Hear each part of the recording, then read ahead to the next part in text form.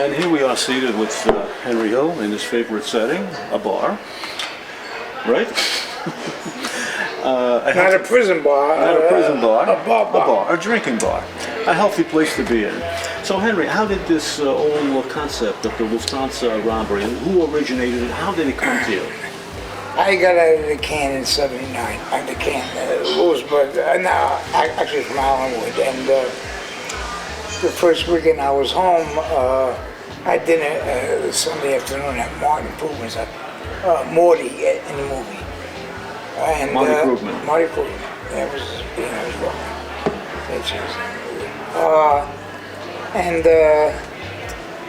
He was all excited, fucking hyped up, And I told him, I'm over at his house with my family, and I just got home from the journey after doing 10 fucking years. 10 years. You know what I mean? And he said to me, I got the score of a lifetime. Everybody's got a score of a lifetime, which, it's a couple of $1 billion. He had no fucking clue what was even there at Lufthansa. And he runs down the story. I got this book. This bookmaker owes me. He was the bookmaker. He said, this fucking customer of mine owes me 40-something thousand. And blah blah blah. I've been giving him credit because I knew the guy was a foreman at Lufthansa Airlines. He said, and his name was? His name was Grunwald. Yeah. What are Germans? Whatever. He was the employee of Lufthansa. His full name, I believe, is or was Peter Grunwald. Yeah, so. Right. He said, I got these two guys, blah, blah, blah. They knew all the combinations of, you had to go through like 3 safe rooms to get to the fucking safe. The storage rooms where the money was held. And, he laid it, basically laid it out for me. He said, you think you can handle it? Of course, we were out there in a fucking airline now, and I got no love for the fucking Germans anyway. I'm married to one of the tribes, I see, right. So I said, listen, Jimmy's gonna come home. Jimmy was due out in about 6 or 8 weeks after I was home. Jimmy being Jimmy Burke. Jimmy Burke. Jimmy the Gent Burke. Jimmy the Gent, as he was known.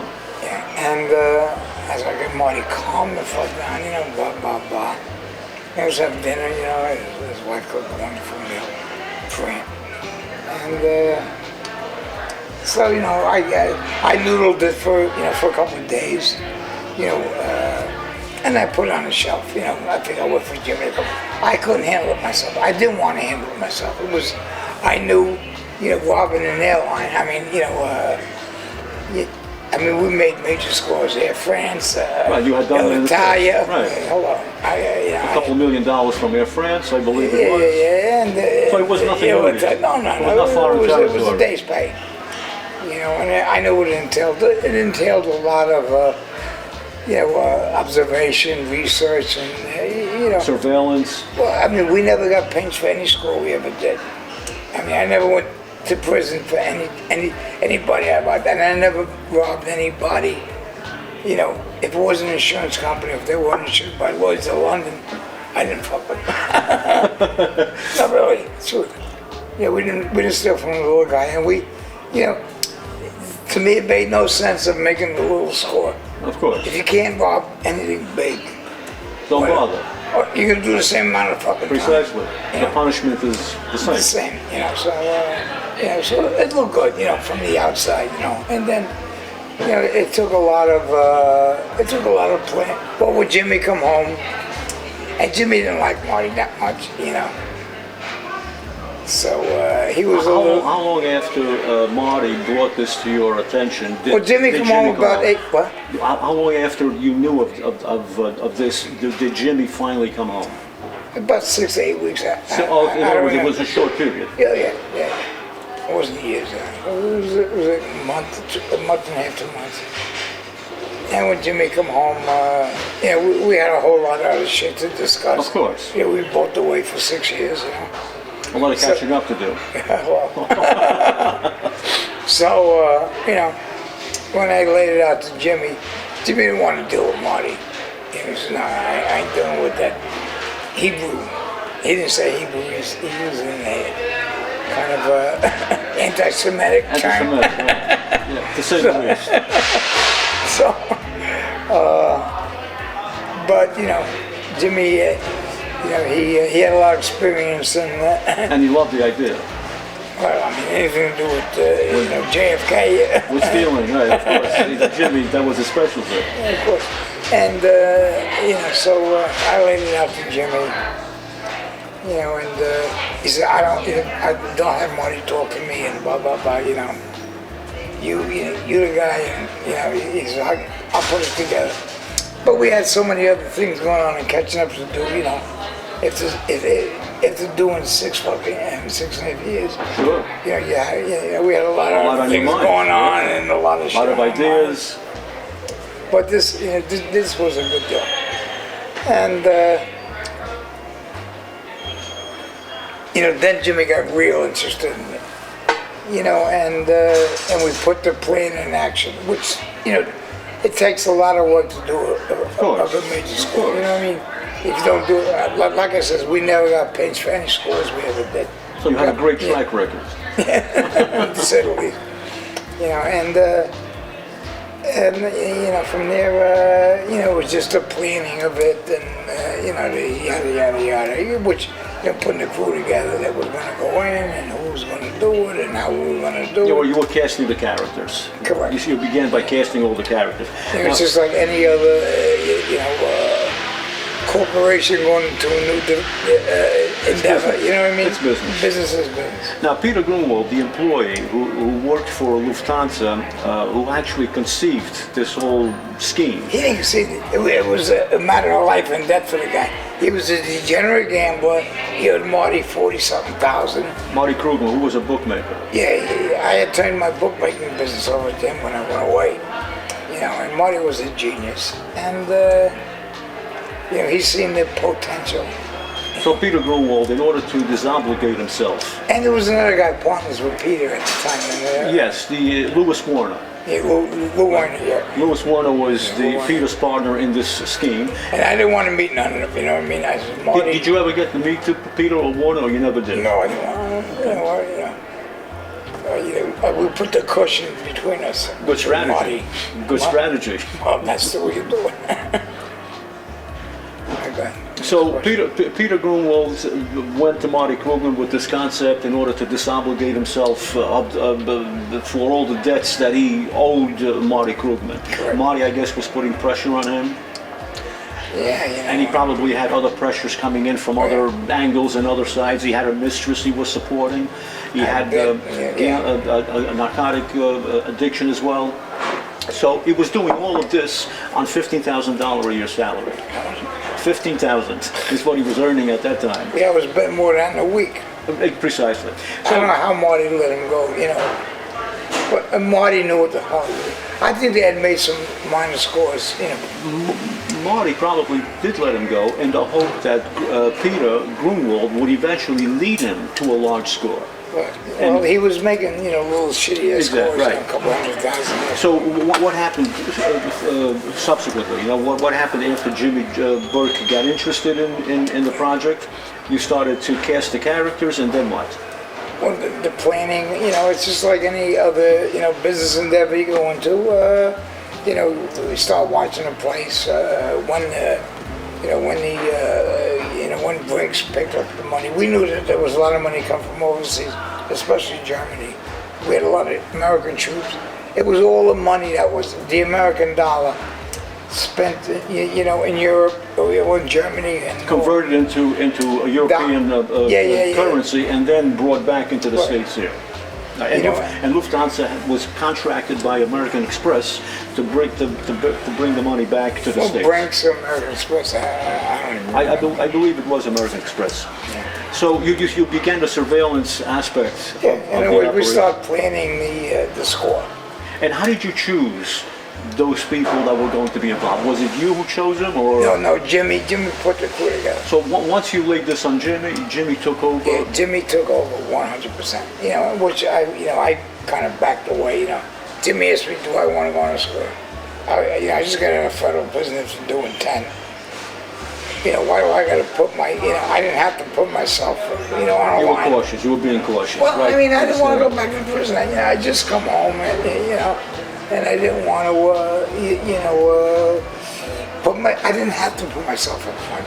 I could be in the background. But you watched the operation develop. Of course. You were there because naturally you had interest in. If Jimmy missed something, I would, In the film Goodfellas, you were portrayed as the person who went and duped the guard who had the keys to the money storage room. Was that Frenchie actually, it was another inside job, Of course. And we had all the unions at the airport at the time. And, I mean, these guys, they couldn't, we'd go to, if one of them get laid off or fired, we'd go to, our union go to arbitration for them. No one ever got fired. They could get caught with their hand in the cookie jar. They couldn't get fired. They were unprotected, unequivocally protected. It was a great union, great unions back in those days. I don't know how it is today. It's been a long time. So the plan to have the keys duplicated. Oh, that was, you talking about Air France. Oh, that was a different. That was Air France. That was Air France, Yeah. because that was the scene that was portrayed in the movie Goodfellas. Yeah, that was Air France. So that was Air France, nothing to do with Lufthansa. Okay. So moving on with the Lufthansa plan, Jimmy took over, started casting the characters, and of course Tommy DeSimone got involved. Tommy, Angel Seppi. Well, Tommy was half a wingnut, so I think Jimmy put Angel Seppi, who was his uncle was a maid guy with the Gambinos. It started to get a little, we always worked with the Gambinos, as far as the airport, because Gotti always, John Gotti always thought that the airport belonged to him. The airport, I mean, not the boat, the airport belonged to the Lucchese, period. Johnny Dio and the Varios, the Dios and the Varios controlled the airport, and all the labor. I mean, from the dishwashers, bartenders, to the cargo handlers, and plus we had a couple of trucking companies. I mean, it was back in those days. It was I don't want to say like the Wild West. So it was the Wild West. Like the Wild West. The Wild West at Kennedy Airport. Correct. Ozone Park or Queens. When did Paul Vario? When was he told about this whole plan? From the inception, we had to put on back old Paulie. Who brought it to his attention, you or Jimmy? I don't remember, me and Jimmy, and Paulie, of course, loved the idea. Paulie, of course, he supported us 100%. He had our backs, I mean, he was a captain of the Lucchese family. Which was, there was 5 captains, him, Gribbs, Tony Ducks, Salerno, Johnny Dio. Johnny Dio was brother. So, it was, it's like any other major corporation, Right, there's a certain hierarchies, exactly. That fall into place one beneath the other. It's like, Sure. It's any corporation, it worked the same way. How much did Paulie Vario ultimately get from you for this? You want to know something? I don't even know. I mean, personally, I don't know. Everybody, the way we used to operate, if there was 5 guys that went in and did the job, and they belonged to a family, one of the 5 families in New York, or there was another family involved, every person got an equal share. Even the Bumwalls and And Louis Warner. And when they all got well, they did up until that point, until Jimmy started whacking them at the end. You know what I mean? Because I mean everybody in the city knew it was us, and every law enforcement agency from the cops at the airport to the FBI to the locals to the Port Authority police. I mean, they also knew. They also knew that it was you guys. Yeah, Ed McDonald can explain how many law enforcement. I mean, they observed us 24/7. Every one of us. That because they knew it was us. we all just come home from the can. You know, me and Jimmy just come from the can, and they knew, that, we had, that was our territory, and we did it. Now, the actual payment to Paul Vario, I guess Jimmy Burke handled it. Yeah, of course. Jimmy Burke handled it, and he did pay him, unlike the Well, fact that... you want to say, honestly, to answer you 100% honestly, I don't know how the money with those guys was divided. I know that there was 11 bodies. 11 guys were killed after as a result of As a result of it, yeah. But, well, 9 guys and 2 wives. You know what I mean? And I guess Jimmy figured for $1.50 bullet was cheaper than paying the guy, 300, 400. Makes economic sense. To you, it makes sense. What did you get out of it? I wound up with maybe 100 lots, you know what I mean? Just well, then you did pretty well, relatively speaking. I didn't do pretty well. I mean, relatively speaking to the others. Well, I'm the only sole survivor. You're standing up, right? I'm the last dinosaur that survived, the only one. So getting $100,000 as opposed to getting a bullet, that's that's still doing pretty good. It was a reprieve. It was a reprieve, yes. So when it became close to the countdown of the date that this was actually going to take place, which happened on December 11th of 1978, almost 79. 79 or 78? 79. Okay, so 31 years, almost 31 years from, 31 years ago. It was our Christmas present. A welcome home Christmas. And how would you describe everybody's emotions, everybody's attitudes on those last final days before the actual, robbery? Well, before the robbery, everything was, real under the radar, low key. After the robbery, everybody went berserk. Well, as I portrayed in the movie, who went and bought, 25, for the Gumata wife, who bought a new cat. Jimmy says, don't be flashy. Which, I'm telling you, every law enforcement agency in the tri-states, including the Interpol and the CIA, it's still on this day, it's the largest cash robbery in history. It's still in the Guinness Book of Records. Yes, indeed it is. It still is. So in other words, it was a controlled situation where everyone very, very, very well rehearsed what they had to do. Of course. But then there were mistakes. Yeah, Stacks. He was supposed. First of all, Stacks. We probably left $3 million in cash. These were bolts of $60,000.